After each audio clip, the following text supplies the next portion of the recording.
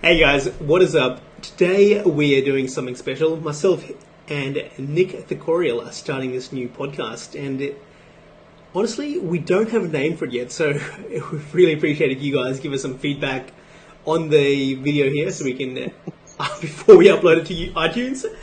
But if you are listening to iTunes, guys, there you go, Clueless Podcast. It is all about marketing, it's about life, it's combining Nick's many years of experience in high-level business. So he's come from an investment banking background, evaluating businesses, then went on to growing his own business, his own family business, for multiples of what it was when he started it. And I guess now he's working on a SaaS and has a wide range of experience between. So what you're getting here is a little bit of marketing knowledge, a little bit of copywriting, a little bit of everything to do with business, and even some life stuff, because I think it's always good to throw in a little bit of life experience. So that's what we hope to giving you guys some value with that. If you enjoy this, please let us know. If you have any questions or any thing to add to make this podcast better, please tell us in the comments. Tell us what we can do to make this a better show for you guys. With that, guys, what are we talking about today, Nick? I think we're talking about analytics, or data metrics. Yeah, We'll start from the geek and hopefully end up with something fun. No, but honestly, guys, the data isn't just about the geeky stuff. It's not just for the guys in their server room or the little web nerds seeing where your traffic's coming from. And well, ideally, it's not just to that point. You should be actually using this to grow your business and provide insights. So I think that's probably the first place to start the discussion. What exactly is our analytics? What analytics? analytics? What exactly is analytics? Yeah. Well, I guess I just see it as actionable insights. I think we're drowning in data, so probably I don't think we need more of it. We just need to understand it better, or slice it and dice it a bit better. And I think that's where the insights are. So the approach I think we should take is not see what that dashboard is giving us, but to ask questions of what do we want to see, or what do we want to learn about our business, and have that appear in the dashboard. So go from what we want to learn. Yeah. So let's go from what do we want to know to make our business better, and that could be profitability, could be revenue, could be better customer service, could be increasing the lifetime value of the customer, having them transact with us from rather than from months to years, and asking those questions, and then saying, okay, well, what am I not seeing that I should be seeing? And then that'll tell you insights about what data do you need, rather than at the moment, which I'm finding, like you just go into Google Analytics and see just a ton of stuff there, and you go like, that's great. Josh, what do I do with this? Just to expand on that, I think most people view analytics as purely Google Analytics. There's so much more than that in terms of what you can measure. You mentioned that a big part of what you had in your business growth was looking at product inventory and inventory management and other aspects of the business. Yeah, exactly. Yeah, so I think, at least in the online world, we tend to be a bit obsessed with opt-in rates and conversion rates and that sort of thing. But outside of the online world, the real businesses, they are looking at return on investment and things of that sort. So one of the things that I'm not seeing in the online world is definitely not to management on the balance sheet side. Whereas in the real world, you'll see things like is my investment in inventory working for me? How's my accounts receivable performing for me? Are we extending our terms a bit too much, or are we paying a bit too early to our suppliers? And just tweaking those 2 or 3 things, you can have massive effects on your cash flow. So, which means you manipulate your return on investment, and I think bringing that focus to the online world will make us appreciate whether some of us are working a bit too hard and not getting enough ROI for the work we're doing. Okay, what point should you really start measuring analytics and really start investing into making sure they're correct, making sure that the data is giving you insights? Sorry, what is the question again? What point should we start doing it? A lot of business owners think that. Oh, okay, yeah. not that When? important right now. I guess, day one.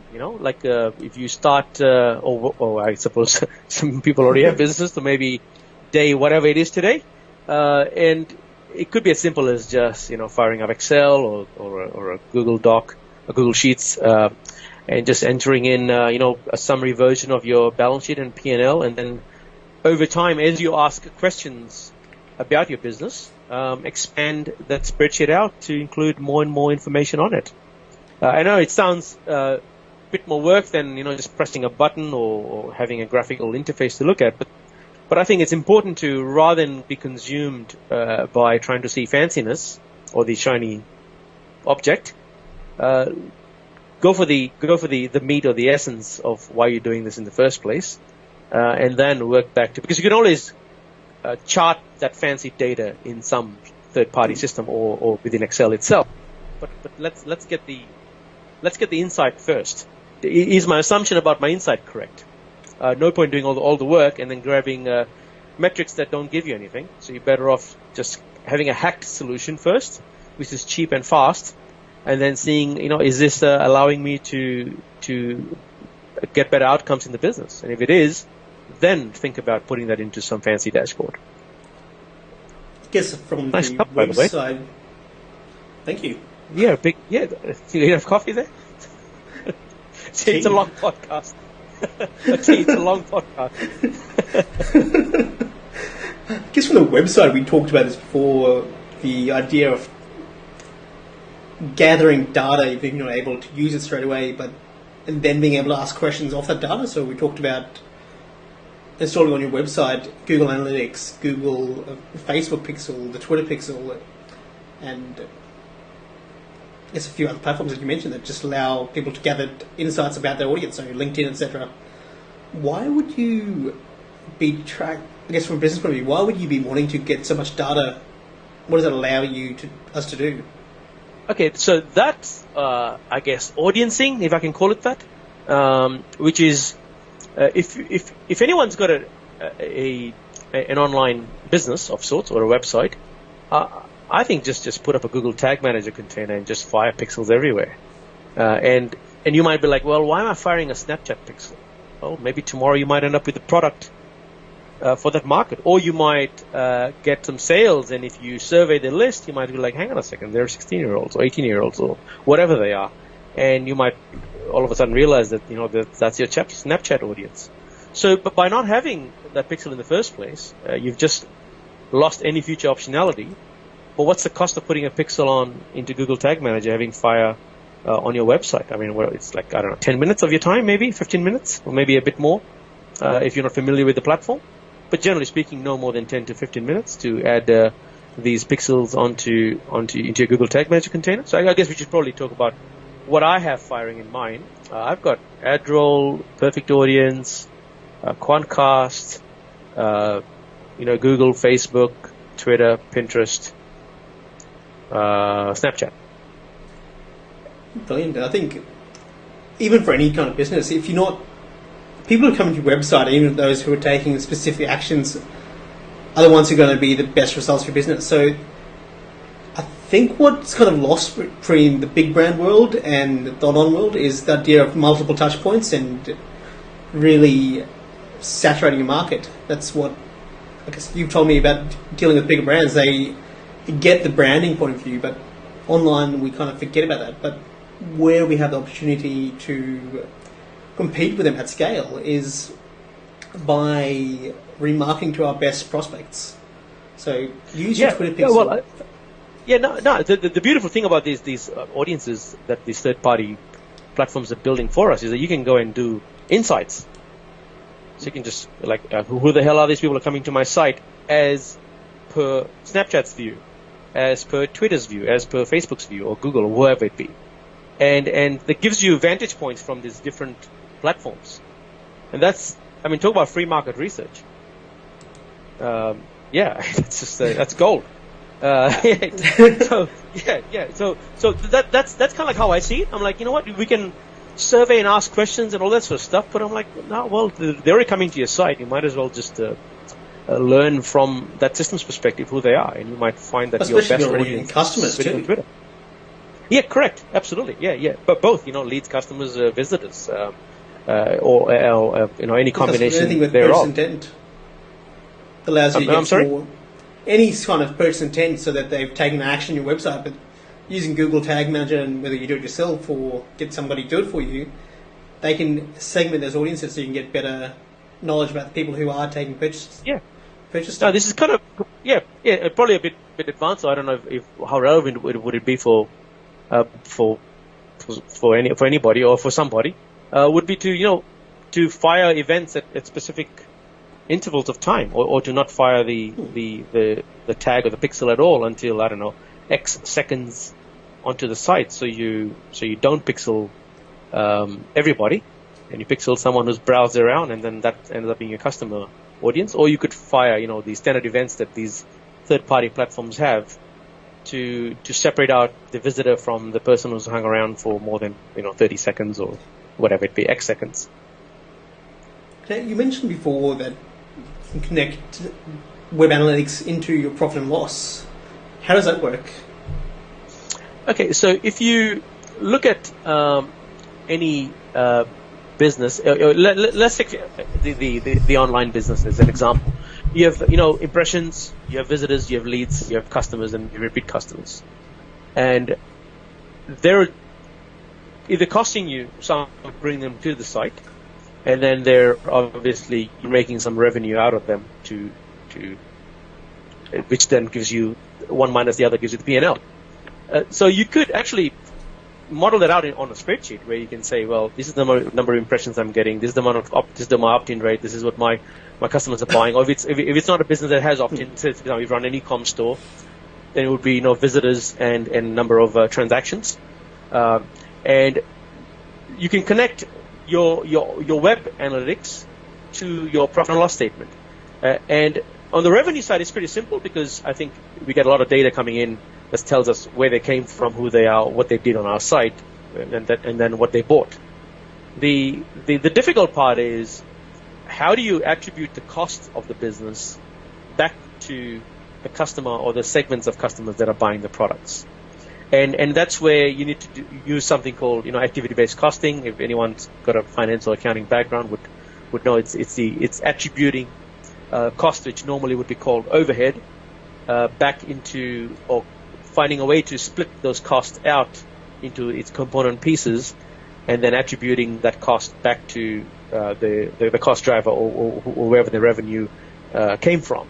So that way you end up getting your revenue for the customer, you get the cost of goods sold or the cost to serve them, and then you have a whole bunch of overheads that are allocated towards that. So then you end up getting a profit per customer. But you could also do that on the balance sheet side, where you could allocate your capital across the various customers. And probably in the online business doesn't make too much of sense to do it. But if it's an offline business where you are, if it's a B2B business, I should say, where you have accounts receivable and large levels of stock holdings and all that sort of stuff, you could attribute those costs back against the customer, and then get a real investment, which is the amount of money that it's consuming, the amount of capital you're putting across each customer, and then you have your profit, and you can divide one by the other, gives you a return on investment on a per customer basis. Now you can of course you can do that in the online world as well, for groups of customers or segment of customers, and that's a really good way to see your web data and your financial data, and then your balance sheet data and your P&L data sort of mash into one, to give you a holistic view as to what's happening in the business. I guess once you get into that, you can really get that data really quickly. It just takes the time to set up initially. Correct. Yes. So the first hurdle is firstly understanding that that's even possible, and then secondly, you probably, if someone is going to go do this, then probably just hire a consultant who knows management accounting. That normally this sort of activity falls within the realm of management accountants, and would model it out. It's actually called, I think it's called time-based activity-based costing is the real technical term. if my memory serves me correctly. It's been a while since I've touched it. But and so there, what you do is you come up with these cost drivers, and then you work out how to allocate the costs. And then you test the model out. So at the end of the month, you'll be like, okay, this is the cost that we incurred. If I work out, how much time was taken or how much effort was taken to do each task, does it marry up to the actual cost that you had? And that tells you whether your model is correct or not. Sorry, probably a bit geeky, but that's essentially what you want to do to make sure that you're allocating your costs properly, right? Otherwise, you're getting garbage data again. Your return on investment numbers will be all off. And so I think that would be the place to start. But I think more than that, rather than getting caught up in the technicalities of how to do this, just getting an understanding that your business consumes a certain amount of investment and you're getting something out of it. Can we just divide one by the other and see if that number is more than, let's say, 10%? Because if it's not, then you really ought to think carefully about what you can do to raise it, or probably just or close it down, actually, because if you're not going to make it. That is a fair point. Is it a business at that point, or was it just a time sap? Yeah, exactly. Yeah. I mean, if you're only making 10%, but you're taking so much risk and spending so much time. Or the other thing is that you need to value your time at market rates. So basically, if you're let's say if you're managing an e-com business and it's market rates for the roles that you're doing. Correct. Yeah. So if you were to hire someone on seek.com.au and have them replace you while you stay at home, what will that cost you? So that means basically doing your job. So, talking to suppliers, talking to customers, doing the order fulfillment, whatever else that the owner is doing.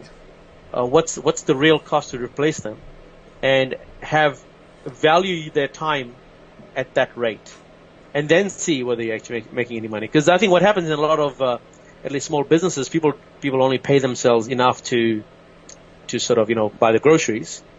When in reality what they should be doing is, that's fine, continue to do that because you want to reinvest in your business. But for the purposes of financial analysis, you need to value your time at market rates. And I think you'll find that the profit you're making is probably considerably less, or even negative, actually, after taking your time out at market rates, which is good, because now you know that you're destroying value. You're better off closing it down, or at least taking some corrective action to turn the corner. You've got to shift it really quickly, or you might as well be doing the same role for someone else. Who already has that scale. Exactly, because then now you're actually making money because you'll leave at 5 o'clock. That too. That too, right? You leave at 5 o'clock. You're not gonna be working till midnight. Yeah, it's cool. We mentioned product and inventory management. How does analytics tie into that? Because it's not something that people often tie into analytics. So let's tie that in. I got a call from someone not long ago. They do supplements, and he said they keep running out of stock. And I said, what kind of inventory forecasting are you guys doing? And he said, well, he didn't say much. So I said, okay, well, there's obviously no forecasting happening here. So I made a very simple spreadsheet that basically looked at the last 3 months average sales, and you forecast and you kind of tie that into your ad spend. So what I was trying to get them to do, and this is a very rough heuristic, all right? So it's not awfully accurate, but it works because it's simple. And the point is that sometimes you may come up with a better solution, but there's nobody to drive it, and then you really aren't serving anybody.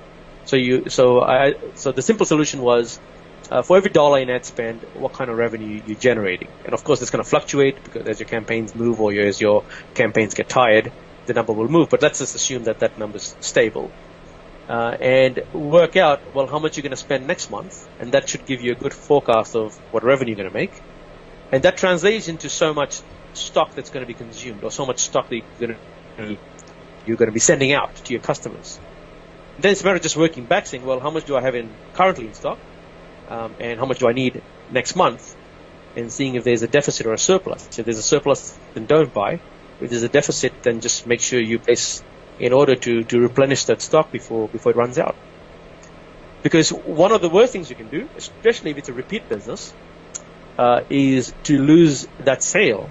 Because if it's a consumable item or an item where they just have to use it, let's say, let's take an example. Let's say someone, buys a hair color from you, and you don't have it, but they need it to color their hair. Well, they might move to another brand or to another product. And if they do that, then you've lost that customer forever from that point onwards. So by being sloppy in inventory management, you could lose a customer for life. So you destroy lifetime value. So you might say, well, you know what? I didn't have it in stock. Big deal. We were short by 100 this month, but it's not 100. It's 100 times every other month that they're not with you. Lifetime value. Or ever. Correct. So the actual value of stock out could be measured in many days, months, or even years if it's a consumer product that they've been using with you for a long time. Because basically, the longer someone is on a product with you, the longer they'll remain with you. I think Nassim Taleb calls it the Lindy effect, which is the longer something's been around, the longer it'll be around. And so you've got a customer. Coke, the more you're likely to stay drinking Coke as opposed to Pepsi. Yeah, exactly. Yeah, exactly. Yeah. I mean, outside of any external effect, you end up getting diabetes or whatever. But outside of those things, yeah, if you're using Colgate, then you can continue to use Colgate.